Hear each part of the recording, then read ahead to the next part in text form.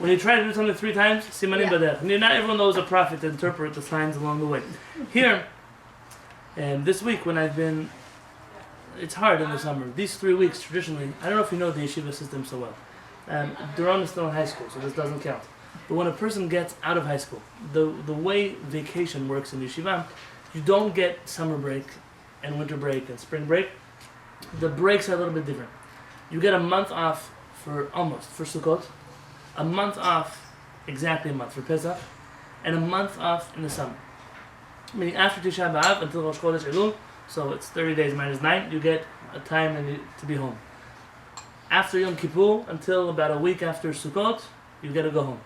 Pesach, the first day of Nisan until the first day of Iyar, you get a whole month off. That way you have 3 big breaks, and the whole time in between you learn. There are no other breaks that happen in between. The problem here is that in these 3 weeks, Hav Peretz doesn't give a class in yeshiva, and he doesn't write notes, and so I don't get them, and it's a hard time in the summer because I have to learn Parashat on my own.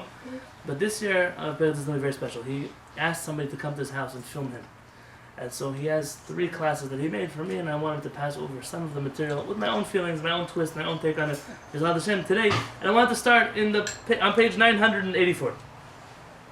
Moshe Rabbeinu is writing this book of Dvarim. This book of Dvarim is really Moshe Rabbeinu's connection to Am Yisrael. I was telling you about the Sephardic custom, the Hasidic Ashkenazi custom. The custom used to be that all 8 days from the baby was born, we would sit together and learn Torah by the baby's bedside. And so this isn't trying to emulate, at least partially, that custom. It says, Shema Yisrael, listen, Israel, Ata over hayom et hayarden, you are passing over the Jordan. Lavo lareshet goyim gdolim v'atzumim mimeka, you're going to conquer nations that are mightier than you. Arim gedolot uvtzurot b'shamayim, cities that are great and fortified until the heavens. And then Moshe Rabbeinu starts to give them a little bit of rebuke over the things that he made them do in the desert. Page 986, in the 7th verse, Moshe Rabbeinu says, Zachor, remember, al tishkach, don't forget, Et asher hiktzafta et Adonai Elohecha b'midbar, which you angered, you provoked HaKadosh Baruch Hu in the desert. Limin hayom asher yatzat me'eretz Mitzrayim ad ba'acheret ha'makom hazeh mamrim haytem im Adonai. You were rebels against Hashem the whole time. From then until today, you're fighting against Hashem. In verse 16, Moshe Rabbeinu tells us that he's coming down from the mountain. 15. The fire was consumed. The mountain was consumed with fire. And I had 2 of the tablets in my arms. And I saw you sinning to Hashem your God. Asitem lachem egel masecha. You made for yourself a molten calf. Sartem maher min haderech asher tziva Adonai etchem. You so quickly already left the way that HaKadosh Baruch Hu had given you. It didn't take even a few days, a few years, a few weeks. The Jewish people were already rebelling against HaKadosh Baruch Hu.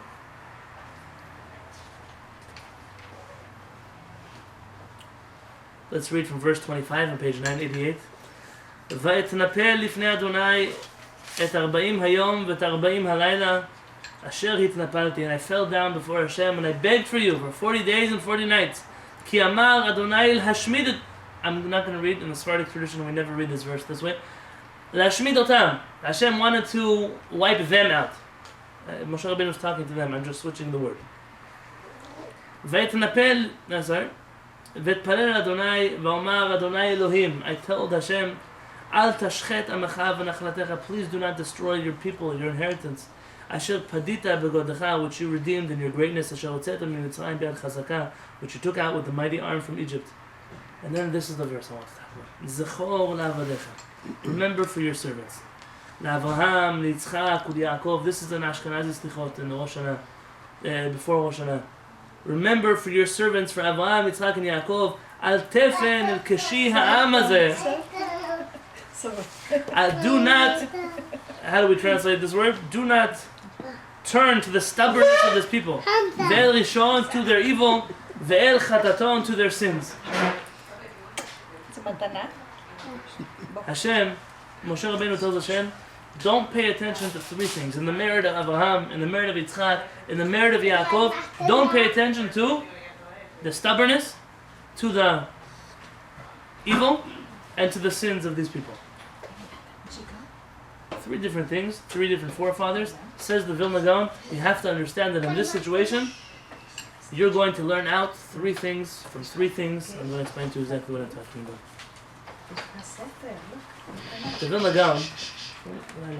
The Vilna Gaon, he has many deep insights in the Chumash, on Tanakh in general, that most people don't see. They skip over them. People are not used to learning the Vilna Gaon in the Chumash, and it's a mistake. You lose a lot out from the Chumash for this.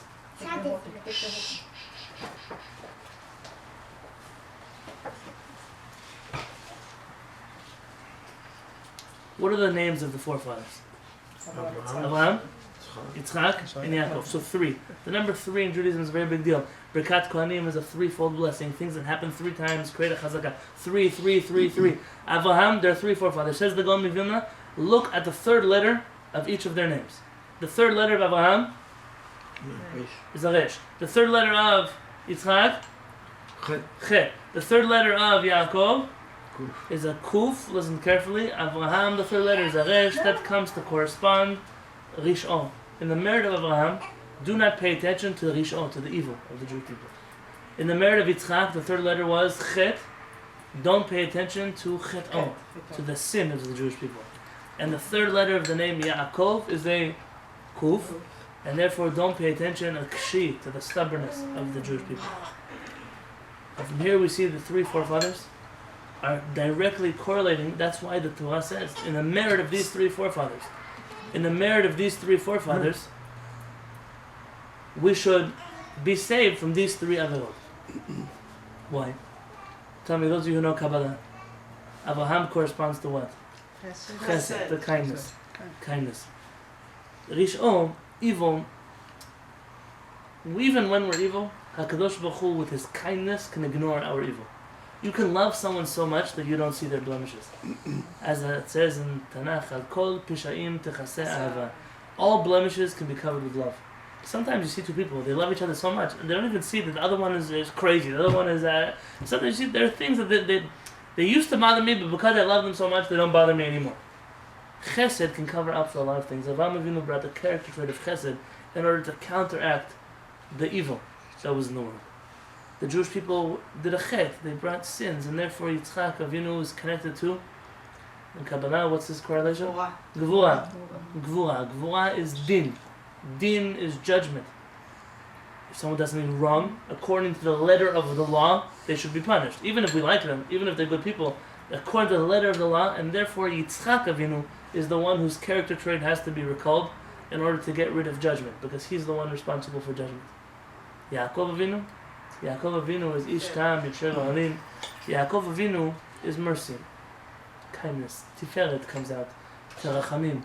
And therefore it's because of kindness that even though someone is stubborn, someone is obnoxious, your kid throws a tantrum, you still put up with them. Why?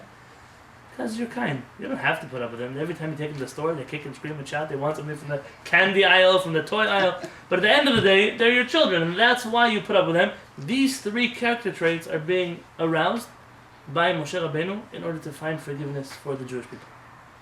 But there's more than that. I told you that all love can cover all blemishes. Tell me how many letters are in the word Avraham. Aleph, Bet, Resh, Hey, Mem. 5. In Yitzchak, Yud, Tzadi, Chet, Kuf. In Yaakov, Yud, Ayin, Kuf, Vet. And therefore, we come out to 13 letters. 13 letters, the gematria of the word love, Ahava, is 13.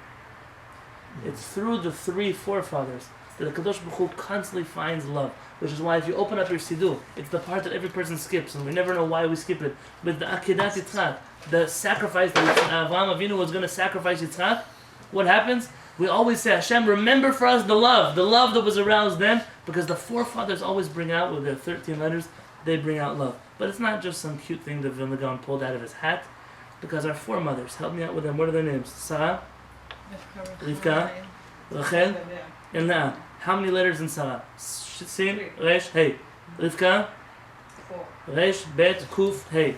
Rachel, Resh, Chet, Lamed, and Leah, Lamed Aleph Hey, also 13. Also love. In the merit of our mothers. And that's why if you ever look in the Sephardic Mishaberach, we don't say for women, Mishaberach Avoteinu, Avraham, Yitzchak, and Yaakov, our fathers. We say, Mishaberach Imotenu, those who blessed he who blessed our mother.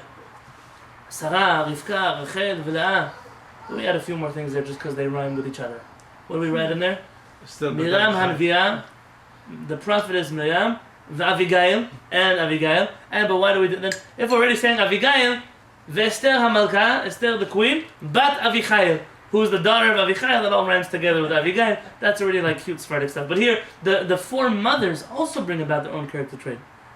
And when you connect the forefathers with the four mothers, you get 13 plus 13, which is 26. 26 is the name of HaKadosh Baruch Hu. And this is why the love comes to tell HaKadosh Baruch Hu, remember the love towards Am Yisrael. And Moshe Rabbeinu is bringing all this out in one pasuk. In one pasuk. Someone could learn this pasuk their whole life and refuse to study the Vilna Gaon, or they don't want to study the Vilna Gaon, and you would miss gold from the Torah, because we're not interested in looking here. I think in general, there are sometimes things that our parents do for us that come from a place of love, that we think, why did they do that for me? Why did they put up with me then? Why did they? Because they love you, and when you realize that, there's a certain selflessness that is in the world. And our forefathers, you always find them in the Midrashim and dialogue with Hashem. Hashem, how could you treat the Jewish people this way? We're parents, and we would never do this to our children. They think Kadosh Baruch Hu doesn't know. But sometimes we have to, im ta'iru, im ta'oreru et ha'hav'at she'techpatz, as Shir HaShirim says, sometimes you have to awaken the love. You have to stir the pot a little bit and remind that Kadosh Baruch Hu, we are your beloved. We're not people from the street. Am Yisrael, we're not just another group of people traveling this planet. We are your children. Kadosh Baruch Hu, love us like children. Treat us like children. You know, sometimes you get far in life because of who your father was, who your mother was. So it's also a certain kind of love. That because someone loved them, even though you might be good for nothing, not you, someone else might be good for nothing, they'll do something because your dad was a good guy. Because your mom was a nice lady. They once tell a story, maybe my father once told me the story, I don't remember. About a guy who, his son said, I have so many best friends and I love them so much, and da-da-da-da, and correct me if I'm telling the story wrong. And the dad says, I don't have any best friends, but I have a half a friend. A half friend? What is a half a friend? Don't worry, one day when you'll need to know, you'll know who he is. So his son, after many, many years in business, this business fell apart, that business fell apart, the next business fell apart. What happened was, he had no money, he needed help, he comes to his dad, his dad says, listen, I'm in retirement, I don't have any money to help you with, but I have my half a friend, maybe he'll help you. So he writes a letter, dear my half friend, I have a son, he needs your help, please help him out. This half a friend calls up the son and says, please, I would love to help you come. Finally, the son, at the end of this meeting where they gives him an investment for his new business, he says, tell me, if you were such a good friend of my father's, how come I never heard about you before? He says, me? I hate your father's guts. So what do you mean? He told me you're half his friend. He said, listen, if your father had to reach out to me for I should help his son, clearly he was in big trouble. So what can I do if another person's reaching out for help? But even that's a kind of love.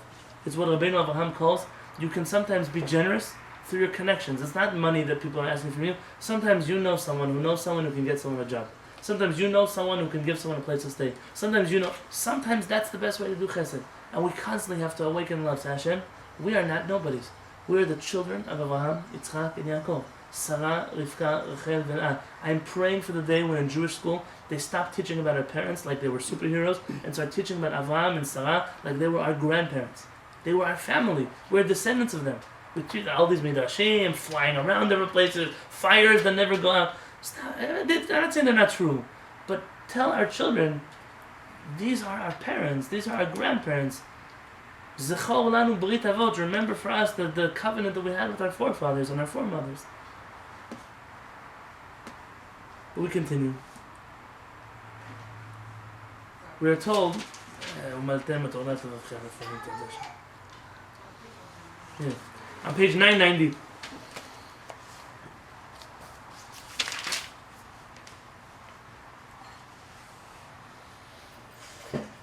V'ata Yisrael, and now Yisrael, ma Adonai Elohecha shoel mimach. What is Hashem asking from you? Kim lirat Adonai Elohecha. Just fear Hashem. Have awe of Hashem. Lirat doesn't mean fear as in the, I'm scared of him. Yira, same root of to see, to be aware. If we were truly aware of Hashem's greatness, we would not be scared. We would just be awestruck. That's incredible. This is blown away. I cannot begin to fathom such a thing. Lalechet b'chol dachav, to go in all his ways, v'lahava oto, to love him, v'lavod et Adonai Elohecha b'chol avavcha b'chol nafshecha, to serve Hashem with all your heart and all your soul. Lishmor et mitzvot Adonai v'et chukotav, asher anuchi mitzavcha hayom letov lach, to keep all the mitzvot and all the commandments which Hashem commands you, because they are good for you. They are good for you. Not because they're bad for you, they're good for you. We need to teach Judaism where we tell people keeping Torah mitzvot. A person who doesn't keep Torah mitzvot, their life must be so miserable. What do I mean their life must be miserable? It doesn't look that way. It doesn't feel that way. I'll tell you, it is that way. You don't have to believe me. If people were careful about the laws of tzniut, modesty, laws of yichud, not being alone together with a person of the opposite gender, in the same room, the same workplace, the people... people have, you go to a wedding and they have a mechitza until the heavens. They have a partition down the middle of the room. Why? So you shouldn't see your wife. Why? Because maybe you'll do an avirah with your wife. I don't know what they're worried about over there. But the same person who put a partition up to the heavens works 9 hours a day with a secretary who's 19 years old, just finished college. He talks to her all day long, emails her all day long, goes out to coffee breaks with her all day long. That's okay. But at the wedding you should sit next to your wife, Hashem should save you. It should be the other way around. At the wedding, sit with your wife, and in the office space, put up a wall down the middle of the room. I've never heard of somebody go to a Jewish wedding and they came out with someone else's wife. But in the workplace, it happens all the time. All the time. Just follow Torah mitzvot. You follow down this path of things that I will not do, you'll be okay.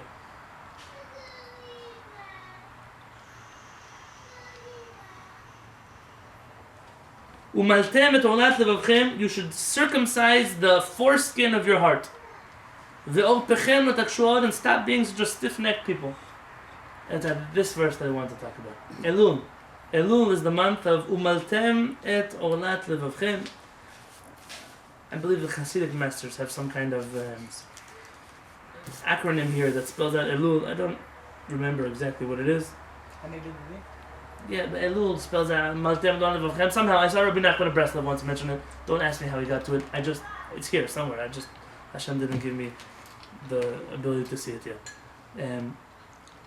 To circumcise the foreskin of your heart. Clearly this doesn't mean you're not supposed to do a heart surgery and cut off part of your heart.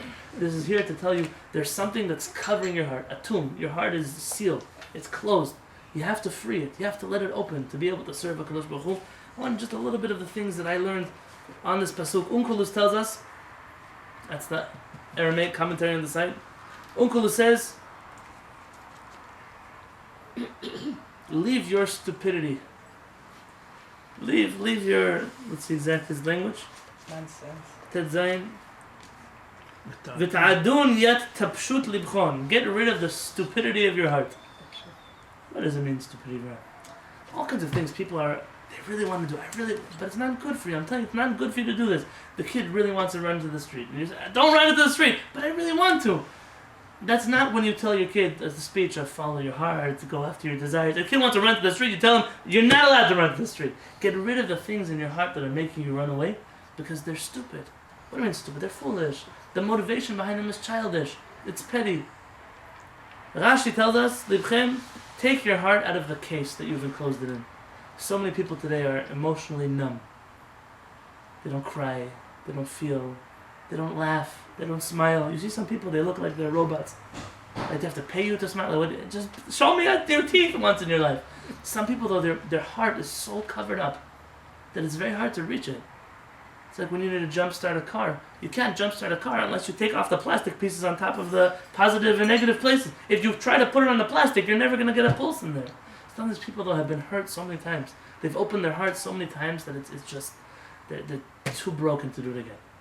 To heal a person's heart. We ask Hashem to heal our heart. What is it? HaKadosh Baruch Hu is there, the nishbarei lev. He's there for the people of the broken hearts, to heal them, to put them back together again. Puts band-aids.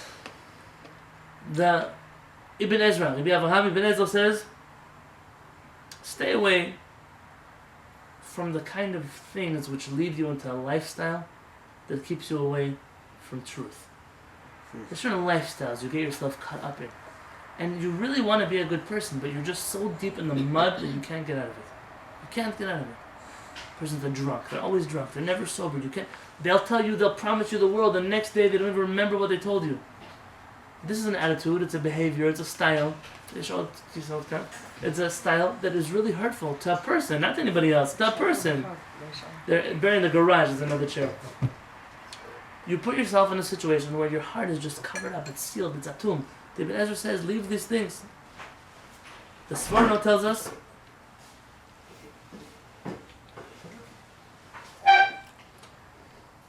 keep your minds away from anything which may confuse you, which may cause you not to believe in Hashem. There was a time I decided I studied a lot of Jewish philosophy. I want to study some more Jewish philosophy. I bought some books. I don't want to mention the names of the HaShamayim who wrote those books. And they ended up somewhere in a Lag Bomer by fire. And books of different philosophies, alternative Jewish philosophies, and all nonsense, you should know. Absolute nonsense. One man tells you the Jewish people made up God in the desert. He'll never tell you how they got to the desert, though. How did they get out of Egypt? How did they cross the sea? That's already, we figured it out. In the desert, they made up God. But the problem is when you learn such things, when you read such things, the next time you open up a pasuk in the Torah, you start to question things. Your mind, your heart is already not pure. You're in a place of confusion. To stay away from things that make you confused. To stay away from things that challenge not your intellect, but that lead you to all kinds of stray and dangerous thoughts. You know, Rabbi Nachman of Breslov was very against the study of Jewish philosophy, Orthodox Jewish philosophy. And I don't agree entirely, but he's correct. There's some people, you're healthy, you believe in Hashem, you're happy, you learn Torah, you keep mitzvot. Why now put yourself in the shoes of a person who doesn't believe in Hashem, who doesn't keep Torah mitzvot? What is it going to do for you aside from confuse you? Rabbi Nachman says you were granted a gift of emunah, of connection to Hashem. Why would you give up that connection for something else? Why? What's the point of it? A person who needs it? Oh, so the Rambam says, great. Sick people need medication, but healthy people shouldn't be taking sick people's medication. There is truth to this.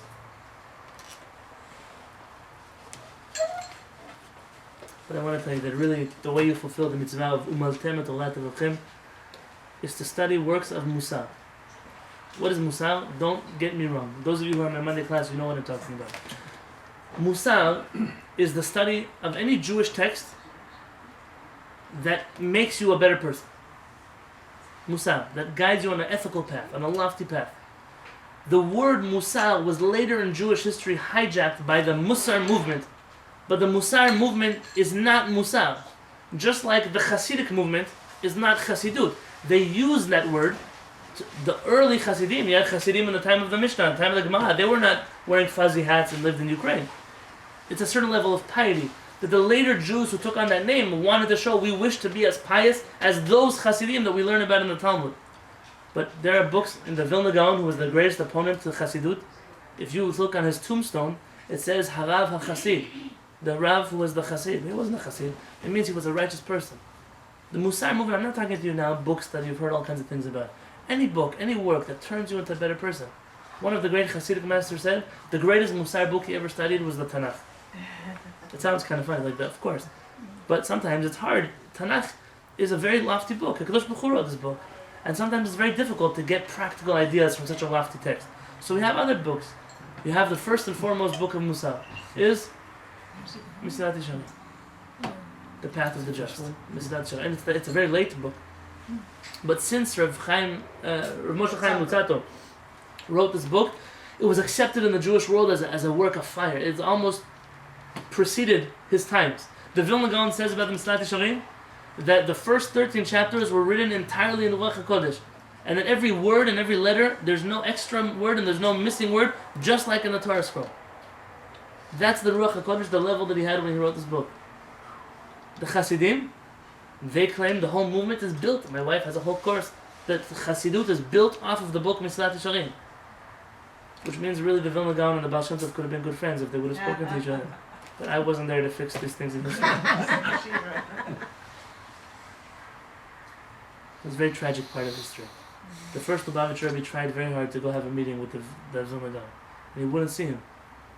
And the first Lubavitch Rebbe writes in his journal, I promise you that I could have healed the rift between the Hasidim and the Mitnagdim if he would just look into my face. If he would just look at me. But there was no desire in that generation to ever get along with each other. But how does Hashem work out history? Hashem works out history that the Vilna Gaon had a student named Rabbi Chaim of Volozhin. Rabbi Chaim of Volozhin was the first rabbi to allow Hasidic students into the Litvish yeshivas in Volozhin. He was a direct student of the Vilna Gaon. He took over for him. But already Hasidim were studying in Vilna at that time. His son, Rabbi Yitzchak Volozhin, is very famous. It's editor of history. Rabbi Yitzchak Volozhin formed the first Hasidic and Lithuanian Jewish movement together, along with a man named the Tzemach Tzedek of Lubavitch. The two of them founded the first board of rabbis that was Hasidic and Mitnagdik at the same table. They worked together to fight against the movements that were trying to eradicate Torah Jewry in Europe. Nobody talks about that period of history. There was Baruch Hashem. Hashem did heal the generations afterwards. Today people get married and all kinds of things. To study works of Musar and make you a better person. How are we going to know to be better if we don't learn about the things that maybe we're doing wrong? How can a person really know? You shouldn't have said that. Who said I shouldn't say that? We learn every Shabbat morning Pele Yoetz.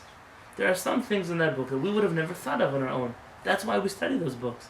There are some things in Misnat Yesharim, where Moshe Chaim Luzzatto tells us, these are simple things, everybody should know them, but things that are so simple, people very often tend to forget them. For example, what's my example? There's a big poster. It says everything I need to know in life I learned in kindergarten. The first one is share. Share. You know that people, their whole kindergarten, in first grade, second grade, they're taught to share, to share, to share, to share. Then they grow up to become adults and they're taught, don't share anything with anybody. Hold on to your own stuff. Hold on to your own wallet. Hold on to your own pocket. Elchanan started preschool yesterday. And I took him in there, they had a tzedakah song. And Mora Elisheva Kamshat, who's his teacher, she was singing a song. You know, where do you put your tzedakah? In your shoes? No. In your pocket? No. In your hat? No. In the tzedakah box? Yeah, and everyone's laughing. And one of the parents said, no, you put it in your wallet. And he's being funny, right? But at the end of the day, it's not a joke. There are many people who think, if I worked hard to make money, why should I give it to you? I have a house. Why should I let you sleep inside of it? I have food. Why should I let you eat it? You go get your own food. There was a story that was put out on YouTube recently about a man who pretended to be homeless and he was walking around a pizza shop and asking people, can I please have one slice of your pizza? And people ordered like 4 pies of pizza. They wouldn't give him even half a slice. They said, get out of here, go get your own pizza. And then the same man tried to experiment the other way. He bought a box of pizza for a homeless man. And then came around the other way, and the guy didn't know he bought him the pizza. He said, can I have some of your pizza? I said, sure, take half of it. It's the person sometimes who doesn't have that was taught that I really need other people's help. It's that person who's able to help so much. You should know every synagogue in the world, hands down. If you go down the bookkeeper's list and you see who donates the most to a synagogue, it is never the wealthy people in the synagogue. Never. It is always the person who doesn't really have, but they're always, always, always giving. It's the person who understands the need, understands the value. Not always people who have are so generous. But how do you expect someone to know if they're not generous with other people? In fact, I had a very fascinating conversation with a philanthropist once. He told me, you know what made the break in my mind to give tzedakah? He said in the culture, he came from a family of philanthropists, very wealthy people. And he told me, in our world, we don't treat each other out to dinner. Wealthy people don't, when two people are going out to dinner, they're big CEOs of companies, they will not pay for the other one's dinner. Why should I emasculate you in that way that I should pay for your dinner? He said, and therefore by us not giving a person is giving them the dignity to I can pay for my own food. He said, and I've never realized there might be truth to that, but it's sometimes a very selfish way to live. It's sometimes I'm not taught to give because I was taught that giving hurts another person. Giving will make a person never work. But it's not always true. It's not always true, but I never knew that until I sat in a synagogue and I heard a rabbi talk about tzedakah. I never thought about it. Sometimes people don't think. To learn books, make a time in your day, even 5 minutes a day. More than anything else, more than halakha, more than Tanakh, more than Gemara, learn Musar, have a book of Musar. That's why over a year ago we decided in the Kola to begin studying the book of HaMaspik of Hashem, the Rabbeinu Avraham ben Rambam, the son of the Rambam's Musar, to bring something into our life that we could really learn from.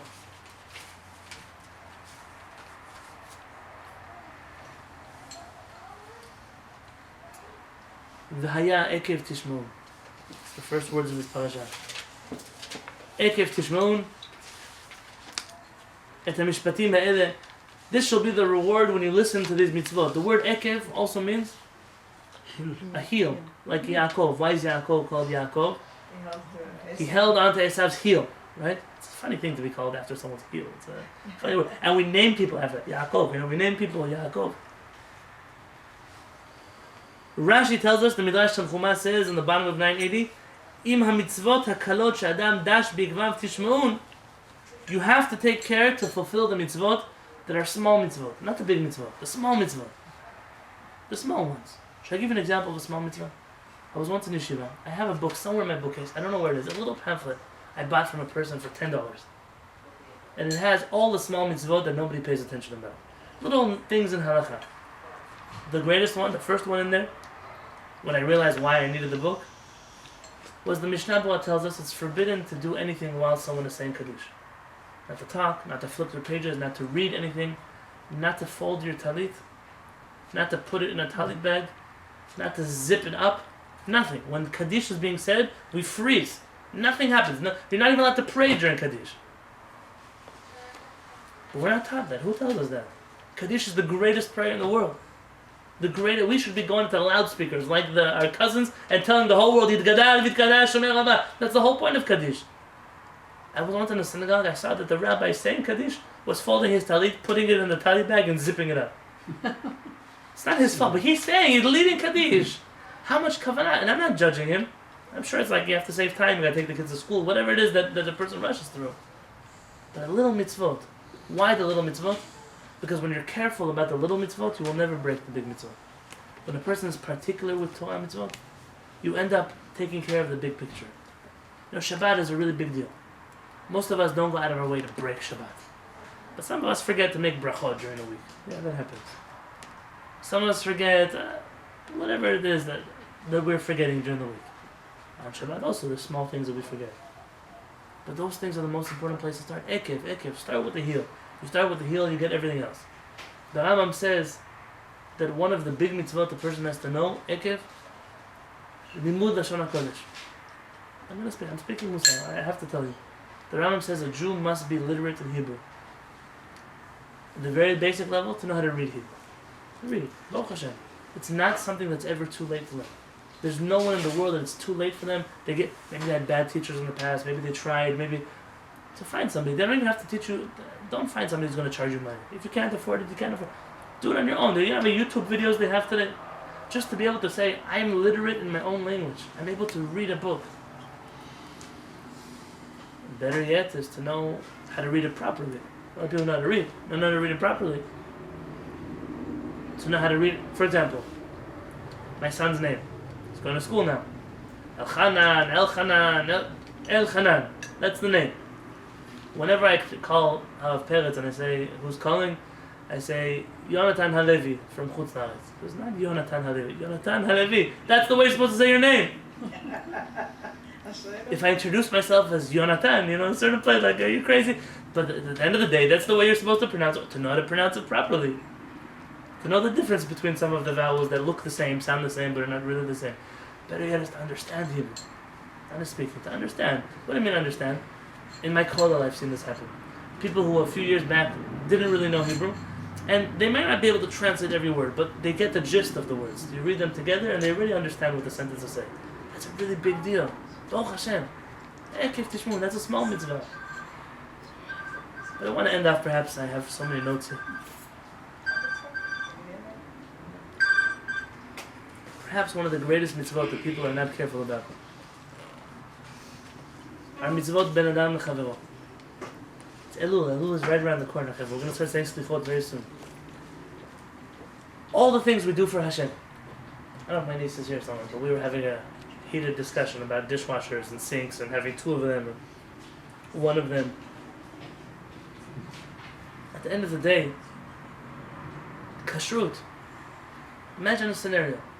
In my sink, I will never, ever, ever, ever, ever in my sink, with hot meat dishes and hot milk dishes, dirty ones, in a sink that was used in the last 24 hours, I will never reach a biblical prohibition.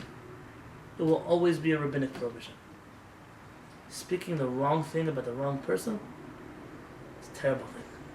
That already so many biblical prohibitions, the Chavetz Chaim counts like 37 biblical prohibitions, 4 curses, incredible things, just speaking about somebody else. You know, speak the most about about Talmidei Chachamim. We see a Torah scholar, he's not exactly our genre, not our brand, not part of our sect. All of a sudden we have the world to say about, this one, that one, the third one. It's better for you just don't speak. Don't say anything. You don't know, so maybe it's about, but you don't have to be the one to anyone who disgraces a Torah scholar. There's another person in the world to come. So what do? Rav Tzvi Rukuk says, he's not really a Torah scholar, so now we can degrade him. That's the definition of degrading a Torah scholar. He doesn't have to be right. He doesn't have to agree with you. A year and a half ago, we made a rule that at this Shabbat table, we don't speak about any other rabbis that may have done us harm, because it's forbidden to speak about other Talmidei Chachamim. And we stuck to this rule. I'm very proud that we stuck to this rule. Because just because someone is wrong doesn't mean that now I have a free license to go hunt them. Just because someone makes a mistake doesn't mean I have. This week somebody called me up. I'm allowed to say this on camera. I have permission to say this on camera. I got 2 yeshiva guys call me anonymously. They didn't want to say their names. The most I got out of them was their name was Josh. Both of them name was Josh. Yeah. They called me up. We saw that you mentioned that coffee bean is still kosher. How dare you say that coffee bean is still kosher? Rabbi Benzaken, how could you hold of his kashrut symbol? Where do you begin? It's such a question. Like somebody was once, and I was in Ner Yisrael, somebody once asked the Rosh Hashiva, please tell us about the danger of Chabad. The assumption of the question is Chabad is dangerous. It's a stupid assumption. But you ask such a question, so you're going to get a stupid answer. But the question I was being asked doesn't have a good answer, because the question entirely is an idiotic question. I wonder, where do you have the audacity to say that a rabbi, are you a rabbi? No. Are you a rabbi? No. Where do you have the audacity to say that another rabbi's hechsher is not kosher? I heard it from another rabbi. Where does he have the audacity? I turned the whole table on them. I said, even if your rabbi's right, how is he allowed to go publicly and tell the whole world something which maybe it's true, maybe it's not true, violating numerous biblical prohibitions?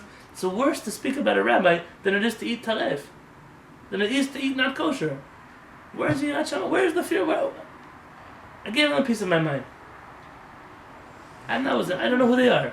I said, no, we don't. I said, you don't have to eat. I said, you don't have to eat in coffee. You don't want to eat coffee bean, don't have to eat in coffee bean.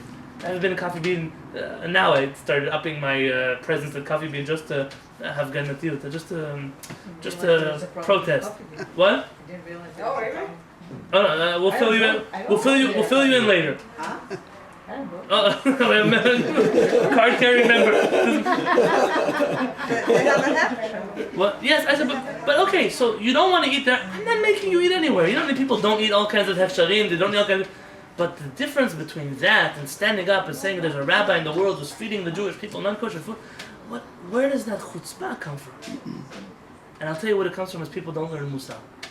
They don't learn. Rabbi Yisrael Salanter says so much people are careful what goes into their mouth. They're worried about which hechsher is going to go in, how many hours I waited since I last ate. Do you know that if you eat meat, dairy, right after you eat meat, according to many Rishonim, you didn't violate any prohibition. Right afterwards, 5 minutes later. Of course we don't do that. But when you say something taref out of your mouth, there's a whole world out there that is taref, a whole world out there that is a bad problem. We're doing averot. But Musar, a person has to know how to weigh things. How do I weigh a discussion? Sometimes you're put in an uncomfortable situation. So you have to know sometimes not to answer a question. You just don't answer. Not everything in the world somebody asks you need to give them an answer. Or sometimes you have to know how to avoid the topic. Harav Peretz, when he was going for his smicha test. So you have to study many areas of halakha. But one of them that he didn't like studying was called milicha. The laws of salting animals. How often do you salt animals? He knew the laws of meat and milk very well. But the laws of salting was like, not the best area. So he went to take his test. The Rosh Hashiva who was testing him kept asking questions about salting animals. Oh, that reminds me about a question in Basar B'Chalav. So he would drag the Rosh Hashiva to the other topic in Shulchan Aruch. You have to know sometimes. Someone asks you a question. Oh, you know that person's mother? Oh, talking about mothers, what did you do with your mother for Mother's Day? And just distract. So it takes a certain wisdom. Not everyone knows how. Sometimes you just don't talk. But the greatest character trait is to learn Musar, to be a truthful person. With this I want to end. Be a person of truth, of emet. And this is Parashat. I want to read you a pasuk because you're going to say it tonight, you're going to say it tomorrow. We say, you should teach these words of the Torah to your children, B'shivtecha b'vetecha, when you sit in your house. U'v'lechtecha b'derech, when you walk in the street. U'v'shochu b'cha uv'kumecha, when you lay down and when you wake up. Always teach your children Torah. Torah cannot be something taught in a classroom. It must be something that is absorbed through daily life, through daily living. Rabbi Peretz has a shita, an opinion, and he can prove it. It says, Chotamo shel HaKadosh Baruch Hu emet. The seal, the stamp of HaKadosh Baruch Hu is truth. And whereas we understand that means that Hashem is a very truthful being, it really means that in his Torah he stamped the word emet. And Rabbi Peretz has, I have on my shelf a copy of all the verses in Bereshit, where forwards, backwards, skip a letter, and it always adds up, it always spells out the word emet, emet, emet, emet, emet, maybe 3 or 4 times in a verse. The whole book, and he just didn't have koach to do Shemot, Vayikra, Bamidbar, Dvarim. But all of Bereshit, he did it with a pencil, I saw, with a pencil, a circle letter, a pencil, and then so we typed it up for him. But this pasuk is very special. To teach your children, what are you supposed to teach your children?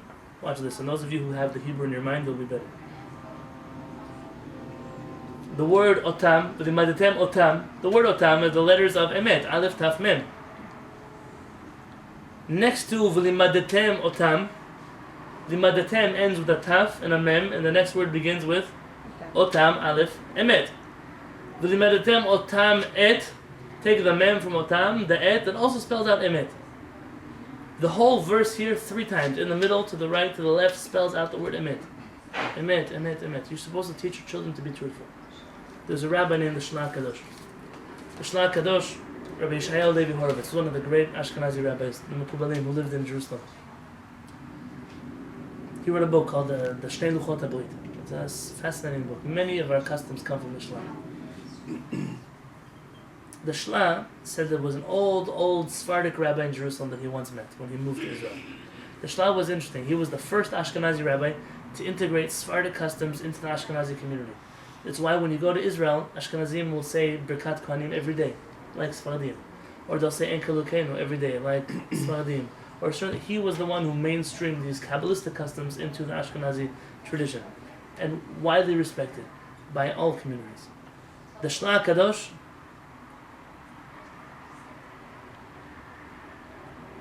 said there was an old man, a very righteous Talmid Chacham, that all of his children came out to be righteous people. And we asked him, how could all of your children have been righteous? It's the 11 children. All your 11 children, everyone became righteous. Never heard of such a thing. There's no such family.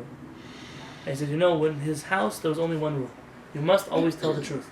If you break something, and the parents say, who broke it? If you lie, I didn't break it, you get punished. If you tell the truth, you get a reward, always. And the person will never get punished in the house for telling the truth. Who hurt his brother? I didn't do it. But then he finds out, if I find out that you did it, you don't want to know what's going to be waiting for you. To push truth. Truth will never hurt you. You will never get hurt by telling the truth. What about the real world? It doesn't look like that in the real world. That's not a real world. It's a fake world. You're the real world. Emet is the real world. I heard a story today from Rabbi Peretz and with his He never told me the story. When he was a young kollel guy, so he was on exemption from the Israeli military. He was studying as a rabbi. He was learning, and they had a computer glitch at the Lishkat Gius, at the draft office. And they randomly sent 10 letters to 10 of his colleagues, him and 9 other people. You must report tomorrow to Lishkat Gius with your bags, with your uniforms, with your guns. Bags, uniforms, they didn't have anything, these guys. What do you... So the 9 guys, there was a certain date you must report by, or an hour you must report by. They all ran away to the in-laws' houses. That way when the military police shows up to find you, they couldn't find you. Hapez said, I'm not going to run away. And he walked over the end of Malchesla, and he walked to the Lishkat Gius, to the draft office. He checks in, there was a long line, checks in, and he comes to the high-ranking officer, listen, your computer must have made a mistake, because I'm still exempt from the Israeli military. He said, listen, sir, if it says in the computer you must come back tomorrow, there's no playing games, you must come back tomorrow. He said, but I'm exempt. So man looks at him and said, we're going to have to arrest you. He said, what are you going to accomplish if you arrest me? I'm still not going to go tomorrow. So let me ask you, if I release you, Rabbi, are you going to come back tomorrow with your bag and your clothing and your things? He said, no, I'm not going to come back. I'm not a liar. I will not come back if you release me. The officer was so impressed that instead of lying to him to get out of getting arrested, he told him the truth. I will not come back tomorrow. He said, you know what? On my watch, I'm releasing you from this draft. The 9 other guys got in trouble, and he was the only one who didn't get in trouble. Truth will never hurt a person. Emet, but it comes back to the beginning of what we said. So many times we've done wrong to HaKadosh Baruch Hu because we didn't follow our forefathers who were people of truth. Anshe Emet. They were truthful people. Avraham Avinu stood up against the whole world. You think it's hard to be Jewish at work? Try to be Avraham Avinu when the whole world is a pagan world. Try to be Noach when the world is going to have a flood and they laugh at you for building an ark in your front yard. We have such an easy time. A little bit to have integrity, to stand up for our values to learn more, to become better people, to become better humans, to become better Jews, and ultimately to become truthful people. Because HaKadosh Baruch Hu is truth. He is himself truth. And we cling to the truth, we cling to HaKadosh Baruch Hu, we cling to a Torah of truth. Will come out to be the ultimate good, which is the days of truth, the world of truth, which we're hoping for, we're praying for a very long time. Hashem should be able to merit us to raise my new child, also Elchanan, on a path of truth. He should be a man of truth, like the tzaddikim that came before him, like the tzaddikim that will come after him.